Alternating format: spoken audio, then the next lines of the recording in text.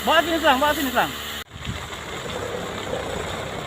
Tim gabungan dari BPBD, TNI, dan Polri Banyuasin Rabu siang kemarin berusaha memadamkan api yang membakar lahan kosong berupa semak belukar di Desa Sungai Pinang, Kecamatan Rambutan, Kabupaten Banyuasin, Sumatera Selatan.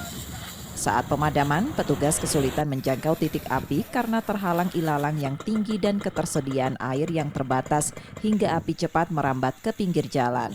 Api bahkan membakar sebuah tempat tambal ban milik warga dan terjadi di dekat rumah toko. Warga yang juga membantu petugas memadamkan api dengan alat seadanya. Api baru bisa dipadamkan 5 jam kemudian.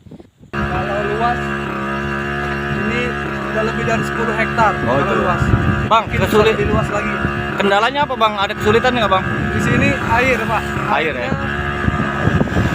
Sudah menipis, terus juga jauh dari titik api yang mau dikejar, Pak. Oh gitu. Kanal-kanal sudah pada mengering karena kemarau juga sudah terlalu panjang, Pak. Luas lahan kosong yang terbakar diperkirakan mencapai 10 hektar dan belum diketahui penyebab kebakaran.